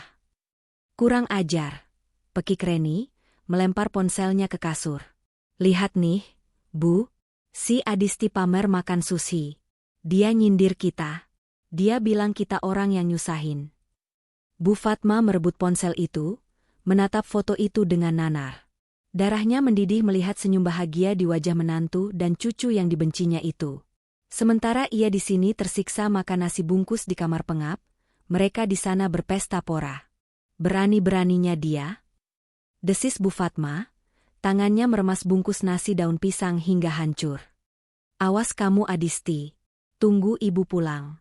Ibu bakal bikin perhitungan. Ibu nggak akan biarkan kamu tenang di rumah itu.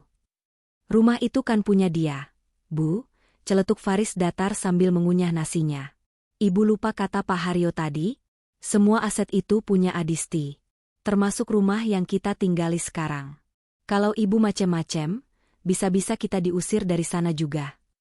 Kalimat Faris itu bagaikan siraman air es yang membekukan amarah Bu Fatma seketika. Ia terdiam kaku. Ketakutan baru mulai merayap di benaknya. Selama ini ia merasa berkuasa karena menganggap itu rumah anaknya. Tapi jika itu rumah Adisti, berarti nasibnya kini benar-benar di ujung tanduk. Malam itu, di kamar penginapan yang panas dan penuh nyamuk, tidak ada satupun dari mereka yang bisa tidur nyenyak. Bu Fatma gelisah sepanjang malam, bolak-balik mengubah posisi di kasur keras itu. Suara dengkuran Reni dan tangisan lirih cucunya yang digigit nyamuk menjadi lagu pengantar tidur yang menyiksa. Jauh di lubuk hatinya, Bu Fatma mulai menyadari sesuatu yang mengerikan. Roda kehidupan yang ia putar dengan kesombongan, kini sedang berbalik melindasnya tanpa ampun. Dan yang memegang kendalinya adalah wanita yang selama ini ia anggap tak berdaya.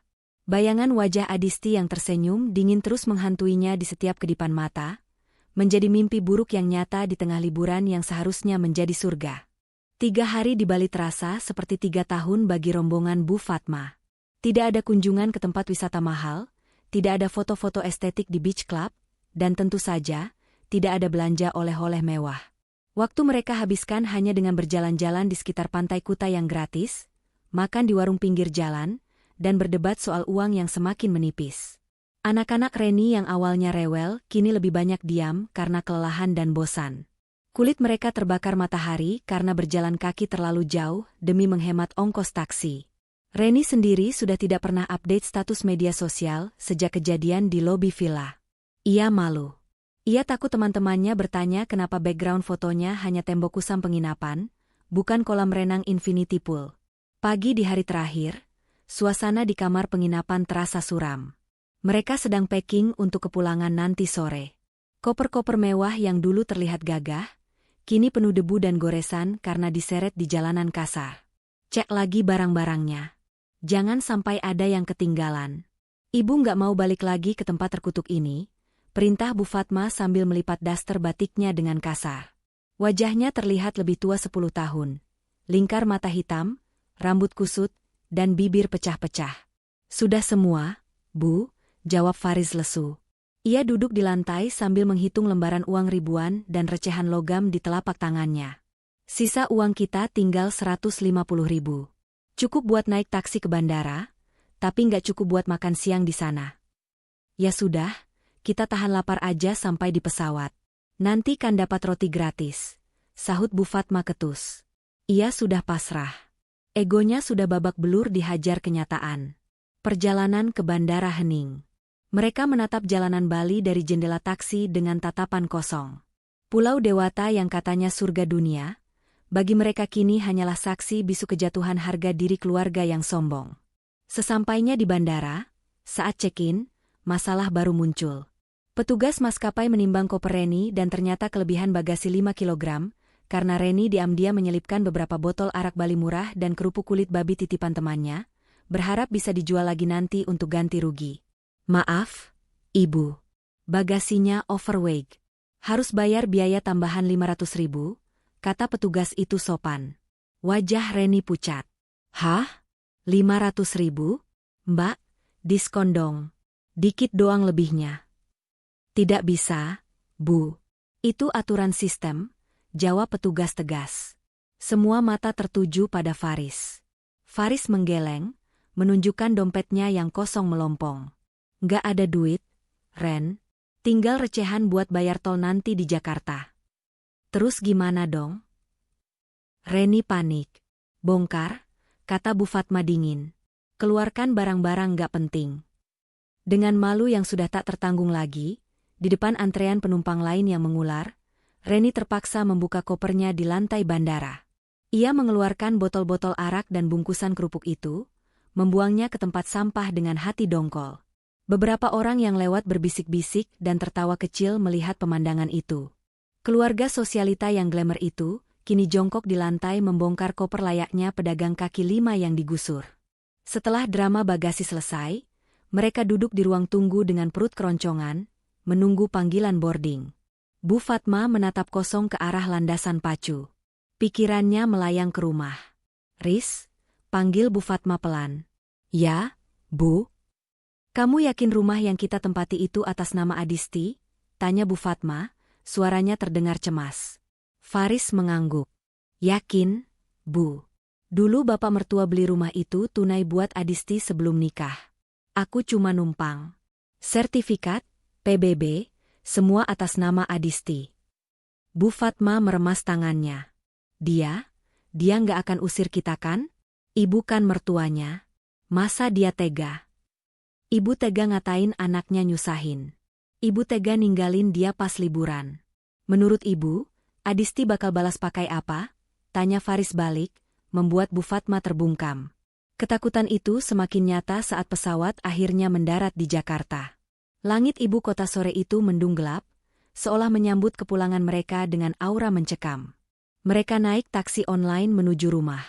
Sepanjang perjalanan, tidak ada yang bicara. Jantung Bu Fatma berdetak kencang setiap kali mobil mendekati area perumahan mereka. Ia takut. Takut menghadapi Adisti.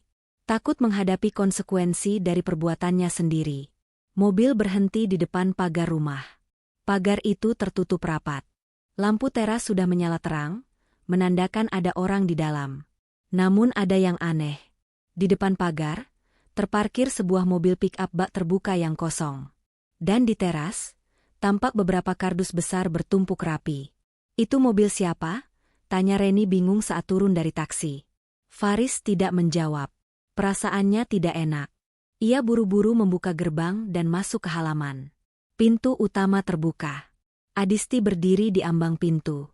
Ia mengenakan pakaian rapi, celana bahan hitam dan kemeja putih bersih, rambutnya disanggul anggun. Wajahnya segar dan berseri, sangat kontras dengan wajah kusut rombongan Bu Fatma. Di samping Adisti, Kisha berdiri memegang boneka beruang, menatap neneknya dengan tatapan polos namun berjarak. "Selamat datang kembali, para wisatawan," sapa Adisti dengan senyum ramah yang anehnya terasa menakutkan.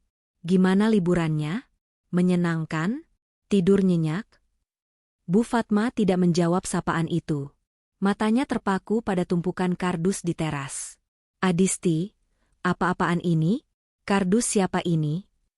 Adisti melangkah maju satu langkah, masih dengan senyum tenang di bibirnya. "Oh, ini barang-barang ibu dan Mbak Reni. Saya sudah bantu packingkan supaya kalian tidak capek-capek lagi beres-beres setelah pulang liburan," jawab Adisti santai. "Maksud kamu?" Suara Bu Fatma meninggi, rasa takutnya mulai berubah jadi panik. "Kamu mau ngusir ibu?" "Bukan mengusir, Bu," koreksi Adisti lembut. "Saya hanya ingin menertibkan aset saya. Rumah ini, seperti yang Mas Faris mungkin sudah jelaskan, adalah milik saya. Dan saya memutuskan untuk menjual rumah ini." "Menjual? Gila kamu. Terus ibu tinggal di mana?" teriak Bu Fatma histeris. "Itu bukan urusan saya lagi, Bu," jawab Adisti dingin. "Kan ibu punya anak-anak hebat. Ada Mas Faris, ada Mbak Reni. Pasti mereka bisa carikan tempat tinggal yang layak buat ibu. Yang jelas, bukan di sini. Bukan di atap yang sama dengan cucu yang ibu anggap pembawa sial." "Adisti." Faris maju mendekat, mencoba memohon. "Jangan begini, Dis. Kasihan ibu. Kita bicarakan dulu, ya? Jangan emosi." Adisti menatap suaminya dengan tatapan kecewa. "Emosi? Aku sangat tenang, Mas. 3 hari ini aku berpikir jernih. Aku sadar, membiarkan orang toksik tinggal di rumahku sama saja meracuni masa depan Kisha. Aku nggak mau anakku tumbuh besar melihat ibunya diinjak-injak dan dirinya dihina oleh neneknya sendiri. Tapi ini mendadak banget. Dis, kita baru sampai, capek," protes Reni. "Kalian juga mendadak ninggalin Kisha kan? Kalian juga nggak peduli Kisha capek nangis kan?" balas Adisti tajam. "Adil kan?" Adisti menepuk tangan 2 kali.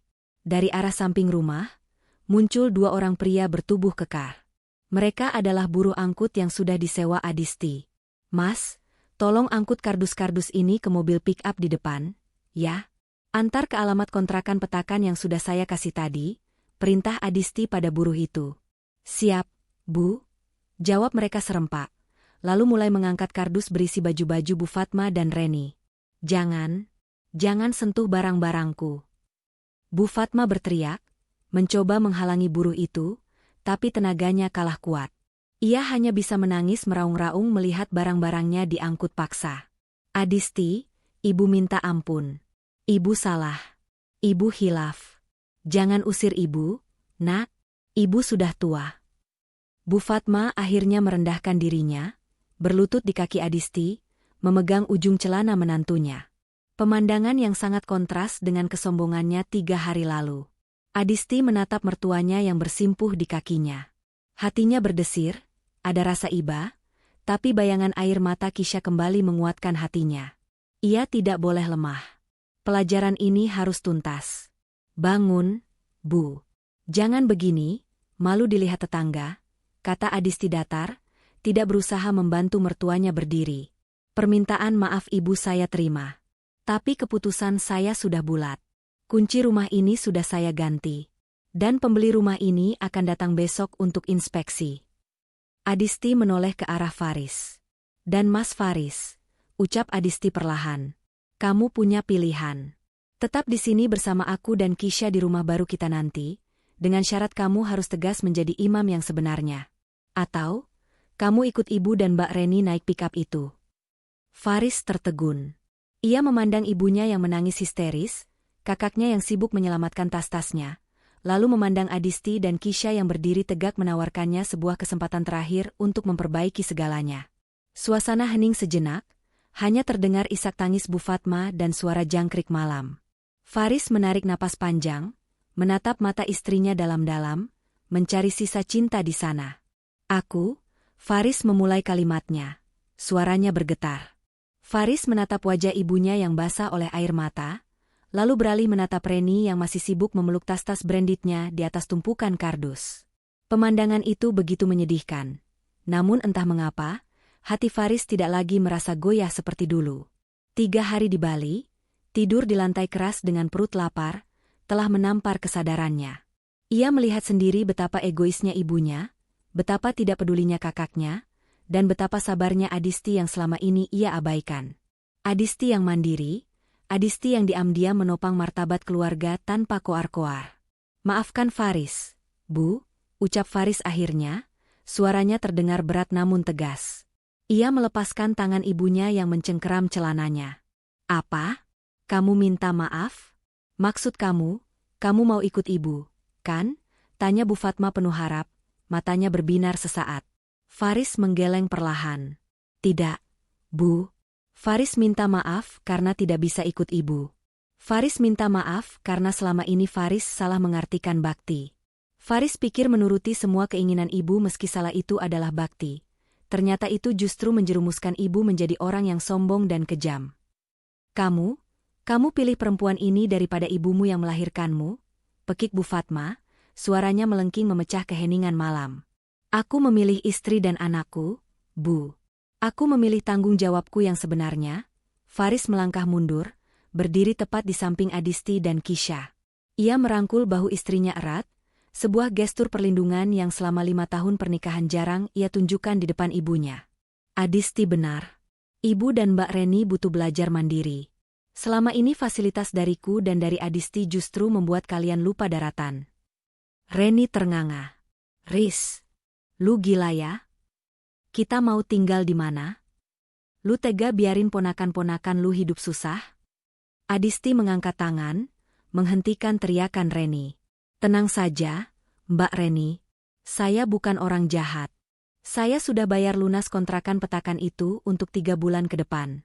Listrik dan air bulan pertama juga sudah saya isi. Itu bekal terakhir dari saya. Selanjutnya, silakan Mbak Reni dan Ibu cari uang sendiri. Mbak Reni kan punya suami manajer, masa nggak mampu bayar kontrakan? Adisti memberikan secari kertas berisi alamat kepada sopir pick-up. Pak, Tolong antar mereka dengan selamat. Pastikan semua barang masuk ke dalam kontrakan. Siap, Bu Adisti. Seru sopir itu penuh semangat. Ayo, angkat barang-barangnya ke mobil. Perintah Adisti tegas. Buruh angkut segera menaikkan kardus-kardus terakhir. Bu Fatma dan Reni tidak punya pilihan lain. Mereka tidak mungkin tidur di jalanan. Dengan langkah gontai dan air mata yang terus mengalir, Bu Fatma berjalan menuju mobil pick-up bak terbuka itu. Ia harus duduk di depan berdesakan dengan sopir dan Reni, sementara anak-anak Reni duduk di bak belakang bersama tumpukan kardus. Saat mobil itu mulai menyalakan mesin, Bu Fatma menatap rumah mewah itu untuk terakhir kalinya. Rumah yang dulu ia banggakan sebagai rumah anakku, ternyata adalah milik menantu benalu-nya. Kesombongannya hancur lebur malam itu. Jaga diri ibu baik-baik, ucap Faris lirih saat mobil itu mulai bergerak mundur. Adisti tidak melambaikan tangan. Ia hanya menatap datar hingga lampu belakang mobil itu menghilang di kegelapan malam. Suara deru mesin mobil tua itu perlahan lenyap, digantikan oleh suara angin malam yang menenangkan. Beban berat yang selama bertahun-tahun menindih pundak Adisti seolah ikut terbawa pergi bersama mobil itu. Suasana kembali hening. Kini hanya tersisa mereka bertiga di halaman rumah yang luas itu. Faris berbalik menghadap Adisti. Tanpa kata-kata, pria itu tiba-tiba berlutut di hadapan istrinya dan anaknya. Bahunya berguncang hebat. Tangis yang ia tahan sejak di Bali akhirnya pecah. Maafin aku, Dis. Maafin ayah, Kisha, Isak Faris pilu. Ayah bodoh. Ayah pengecut. Ayah nggak pantas jadi kepala keluarga. Kisha, dengan hati polosnya, mendekat dan memeluk leher ayahnya. Ayah jangan nangis. Kisha sayang ayah. Yang penting ayah udah pulang. Adisti menatap suaminya dengan mata berkaca-kaca. Ia mengulurkan tangan, menyentuh bahu Faris, menyuruhnya berdiri. Bangun, Mas. Kisha nggak butuh ayah yang berlutut. Kisha butuh ayah yang bisa berdiri tegak melindunginya. Ucap Adisti lembut namun penuh wibawa. Faris berdiri, menghapus air matanya kasar. Ia menatap mata istrinya lekat-lekat. Aku janji, Dis. Mulai detik ini, aku akan berubah. Aku akan kerja lebih keras. Aku akan jadi imam yang benar. Tolong kasih aku satu kesempatan lagi. Jangan usir aku. Adisti tersenyum tipis. Ia mengambil sesuatu dari saku celananya. Sebuah kunci dengan gantungan baru berbentuk rumah kecil. Aku nggak pernah berniat mengusirmu, Mas. Kalau aku mau, sudah aku lakukan sejak dulu, kata Adisti sambil meletakkan kunci itu di telapak tangan Faris. Ini kunci apa? Tanya Faris bingung. Bukan kunci rumah ini? Bukan, jawab Adisti, matanya berbinar cerah. Rumah ini memang akan dijual, Mas. Uangnya akan aku depositokan penuh untuk biaya kuliah Kisha sampai S2 nanti. Biar masa depannya aman. Lalu kita tinggal di mana? Kunci yang kamu pegang itu adalah kunci rumah baru kita, jelas Adisti. Ukurannya tidak sebesar ini, lebih minimalis, tapi lokasinya strategis dan lingkungannya asri. Aku membelinya minggu lalu dari hasil tabungan bisnis online aku yang selama ini kamu remehkan. Rumah itu atas namaku dan atas namamu juga, Mas. Kita mulai semuanya dari nol di sana. Hanya ada kita bertiga. Tanpa campur tangan ibu, tanpa drama Mbak Reni. Faris ternganga tak percaya. Kamu memasukkan namaku di sertifikat rumah baru? Iya. Karena aku percaya, jauh di lubuk hatimu, kamu orang baik, Mas. Kamu hanya tersesat karena terlalu takut pada ibumu. Sekarang, buktikan kalau kepercayaanku ini tidak salah. Faris tidak bisa berkata-kata lagi. Ia menarik Adisti dan Kisha ke dalam pelukan erat. Pelukan keluarga yang utuh, hangat, dan untuk pertama kalinya, terasa benar-benar bebas. Malam itu, di bawah langit Jakarta yang mendung, sebuah badai besar telah berlalu dari kehidupan mereka. Bu Fatma dan Reni mungkin sedang meratapi nasib di kontrakan sempit yang panas, menuai buah dari apa yang mereka tanam. Sementara Adisti, sang menantu yang dihina, telah memenangkan pertempuran tanpa perlu mengotori tangannya dengan kekerasan. Ia menang dengan kesabaran, kecerdasan, dan ketegasan yang tepat pada waktunya. Adisti menatap bintang yang samar-samar muncul di balik awan. Ia berbisik pelan dalam hati, "Terima kasih, Tuhan. Keadilan MU memang tidak pernah terlambat." Mereka bertiga masuk ke dalam rumah, menutup pintu rapat-rapat, siap menyongsong hari esok yang benar-benar milik mereka sendiri. Tama. Pesan moral cerita. Hargai pasanganmu, jangan pernah meremehkan pasangan, istri suami, karena kita tidak pernah tahu rezeki atau kekuatan apa yang Tuhan titipkan padanya. Keadilan itu pasti. Kesombongan dan kezaliman, terutama kepada keluarga sendiri, anak cucu menantu, pasti akan berbalas. Apa yang kita tanam, itulah yang kita tuai. Bakti bukan berarti buta. Berbakti kepada orang tua itu wajib, tapi bukan berarti membenarkan perbuatan salah mereka. Suami harus bisa bersikap adil dan tegas antara memuliakan ibu dan memuliakan istri. Rezeki orang sabar, kesabaran dan keikhlasan, seperti Adisti, akan selalu membuahkan hasil yang manis dan derajat yang ditinggikan pada waktunya.